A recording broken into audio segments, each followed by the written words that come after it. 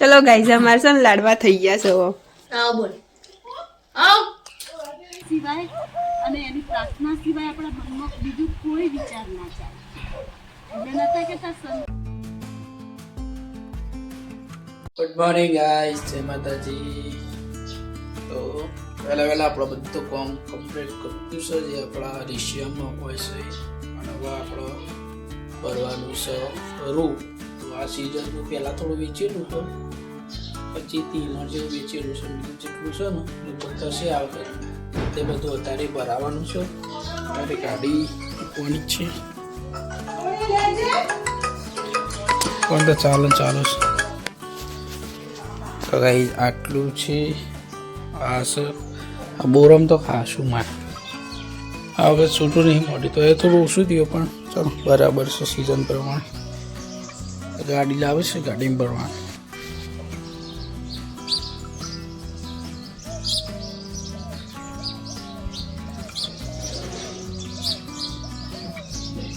ગાયોને રોટલો ખવડાવાય છે તાનો નહીં લે. આ કોણ છે? અને બે જણા કેવો કરે છે. મને થઈ છે શરદી જબરજસ્ત, તે હું રોવું છું. કોઈને જપ્પા દેતો નહીં. કોણ છે? સન નીકળી ગયો છે. શું થયું? કોણ લડ્યું? કૂતરો લડે? હા, કૂતરો લડે. જવું તારે?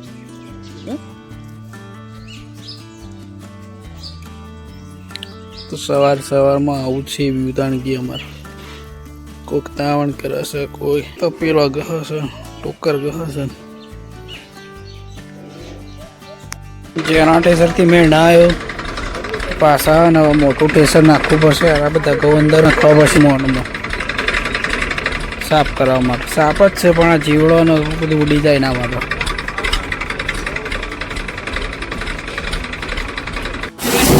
અહીંથી નાખવાના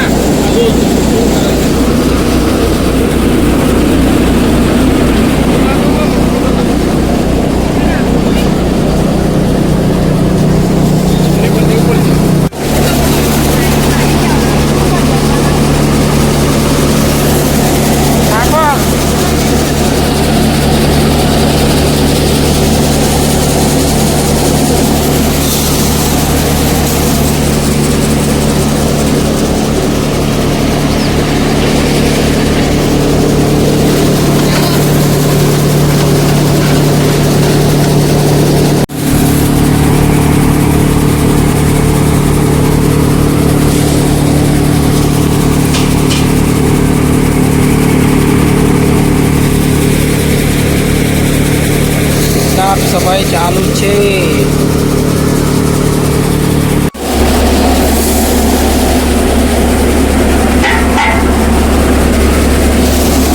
બધી દફાવાના માટે થઈ જાય આ જીવડો. અત્યાચાર, અનાચાર, દુરાચાર આ બધું દરેક મનુષ્ય આત્માઓમાં ઘટતું નથી, આએ દિન વધતું જાય છે. તો જ્યારે વધી રહ્યું છે તો એ સમયે દરેક મનુષ્યાત્માનું શું કર્તવ્ય છે, ભગવાન આપણને એનાથી જાગૃત કરે છે.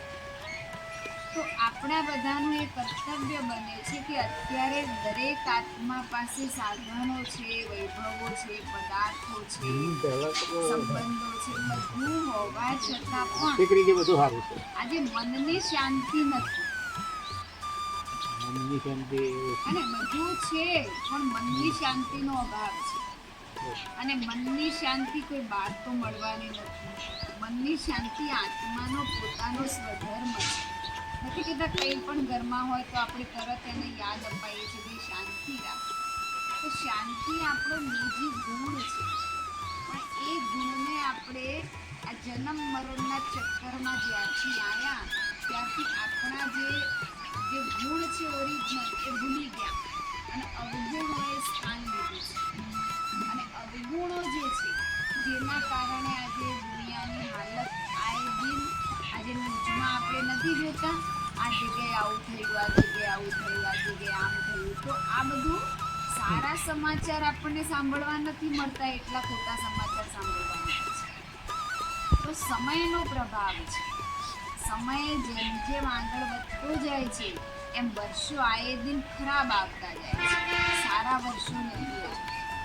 ચાહે ગમે તેમાં પ્રકૃતિ કાપડાઓએ આપણે નથી જોતા, અહીંયા વાવાઝોડું આવ્યું, વરસાદ આવ્યો. પહેલાંનો સમય હતો કે માંગ્યા મેઘ વરસતા. અત્યારે તમે જુઓ, આપણે પાક ખેતરમાં તૈયાર થાય ને વરસાદે તૈયાર થઈ જાય. તો આ શું બતાવે છે કે પ્રકૃતિને માણસે અત્યાર સુધી દુઃખ આપ્યું. એટલે અત્યારે પ્રકૃતિએ શું કરે છે? રિટર્નમાં દુઃખ આપી રહી છે. માણસે જ્યાં ત્યાં કચરો ફેંક્યો, નદીઓના પાણી ખરાબ કરી દીધા, વાતાવરણમાં જે ઓક્સિજનનું પ્રમાણ હતું વૃક્ષો કાપીને ઓક્સિજન ઘટાડી દીધું અને કાર્બન મોનોક્સાઇડનું પ્રમાણ વધારી દીધું. તો જે ઓક્સિજનની વેલ્યુ છે એ સમય ઉપર આપણને સમજાતી નથી.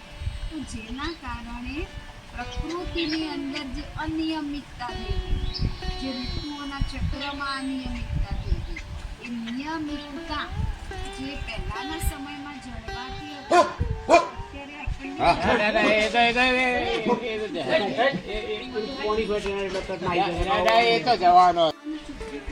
પ્રાર્થનાની જરૂર છે, જેને આપણે બીજા શબ્દોમાં મેડિટેશન કહેવામાં આવે છે. ધ્યાનસ્થ અવસ્થા, એ અવસ્થામાં પરમાત્મા સિવાય અને એની પ્રાર્થના સિવાય આપણા મનમાં બીજું કોઈ વિચાર ના ચાલે. એમને નતા કહેતા સંતો મહંતો જ્યારે મીરા ભક્તિ કરવા બેસતી હતી ને તો ગિરધરની યાદમાં લીન થઈ જતી હતી અને આજુ તો બાજુ શું કરે જોતી જ નહોતી. કેમ? ભગવાનના પ્રેમમાં લીન હતી. પરમાત્માનો પ્રેમ શુદ્ધ છે. આપણે બધા માણસ સ્વાર્થ હોય છે, એના પ્રેમમાં સ્વાર્થ હતો. હું તમને પાણી લોટો પીવડાવીશ તો તમે આશા રાખજો એ મને પીવડાવે. ભગવાનનું કાર્ય કરીશું તો ભગવાન આપણા પાસેથી કોઈ આશા રાખે છે. પણ આપણે શું કહીએ? મંદિરમાં જઈએ એટલે એ ભગવાનના છોકરાને આટલી મળી જાય ને તો આપણને પ્રસાદ ચડાવે, એક નાળિયેર ચડાવો હોય, સુખડી ચડાવો હોય. ભગવાન ક્યાં ભૂખ્યા છે? ભગવાન બધું આપે છે, એ જો એ જબણ માંગે છે ને આપણે આપણે એને કોણ આપવા વાળા? તમે શું આપવા વાળા? તમારું શું છે? આપણે લઈને આવ્યા હતા જવાના નહીં, કોઈ લઈને નહીં જાય. દાતાને દાન ના કરી શકીએ આપણે. તો દાતા છે, દરેકને આપવા વાળો છે. આપવા વાળાને આપણે શું આપવાનું? તો આપણે કમસે કમ આજે એને જીવન ભગવાનને સુંદર આપ્યું છે, બે આંખો આપી છે, કાન આપ્યા છે, હાથ આપ્યા છે. તો બે હાથ જોડી પ્રાર્થના તો કરી શકીએ. બે હાથે તમે 1000 જણા મારી નહીં શકો, પણ બે હાથેથી 1000 જણા તમે નમી ચોક્કસ શકો. એની તાકાત છે. અને જે નમે ને પ્રભુને ગમે. અને સહનશીલતા, સમાવવાની શક્તિ, પ્રેમ, મધુરતા, હર્ષિતમુક્તા એ માનવતાના ગુણો છે. અને એ ગુણો પહેલાં હતા. ભલે અડધો રોટલો ખાતા હતા, છાપરામાં રહેતા હતા, પણ થોડું હતું ને તો સંતોષ હતો. તો જુઓ ગાઈસ, આના કેટલા ચડ્યા છે યાર. લેબડાની ટોચમાં ચડ્યા છે, છેલ્લું ડાળ ઉપર. અને આપણે બનાવીએ છીએ મમરાના લાડવા. ઘી લીધું હોય થોડીક,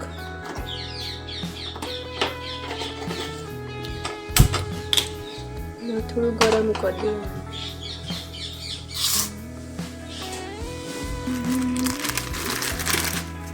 ગરમ થઈ જાય ને પછી ગોળ નાખીને પછી મમરા નાખી દેવાના. મસ્ત પાયો આવે ને એ લોકો મમરા નાખી દેવાના. પહેલી વાર બની છે આ બનાસકાંઠા. ગરમ થાય ને પાયો આવે ને એટલે બધી ગયા.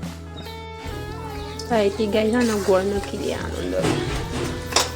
ગોળ નાખી અને રગડા જેવો થોડો પાયો આવે ને રગડા જેવો થઈ જાય ને એટલે પછી મમરા નાખી દેવાના.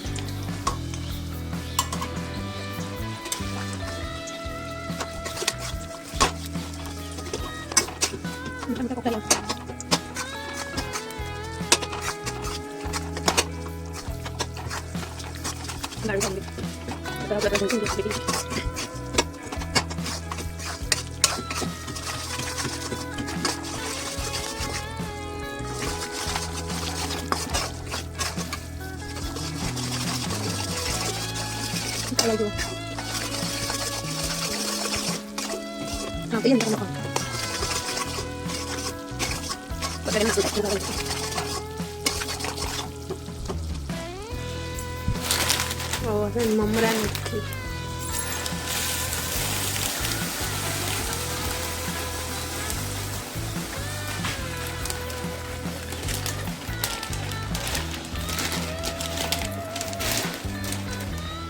લાઈટ જઈ બંધ કરી દીધું બસ.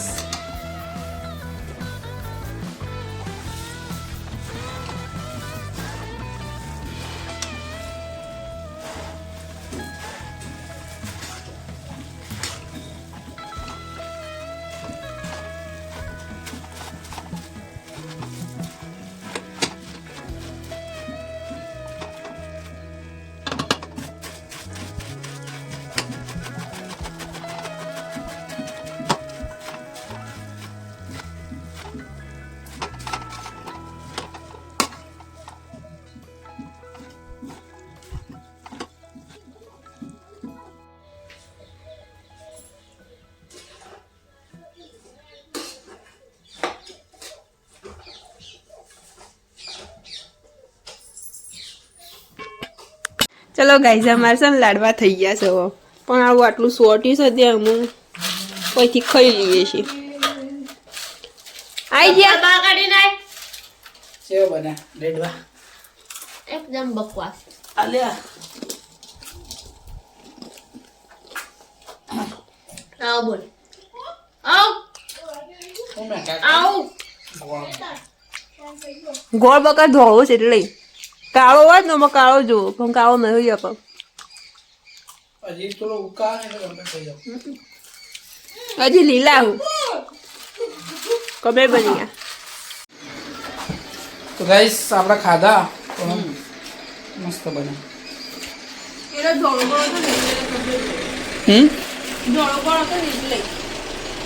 કલર બળો નહીં, આ દેશી સ્ટાઇલમાં બનાયા.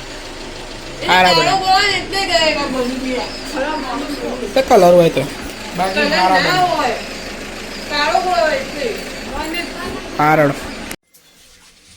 આ થોડી બધાની ગ્રેવી કેક લાગી. રોટલો લીલો થાય. લીલો તો થાય જ ક ગ્રેવી કરી એટલે સાસ મત છે રે.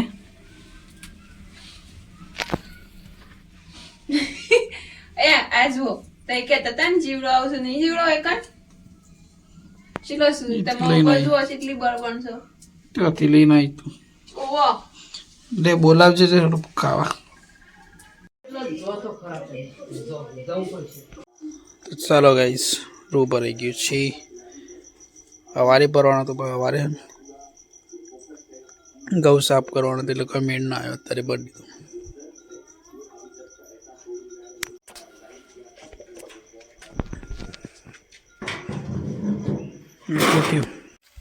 તો ગાઈસ વિડીયો ગમે તો લાઈક કરો, શેર કરો અને સબસ્ક્રાઈબ કરો. જય માતાજી. મળીએ એક નવા વ્લોગમાં.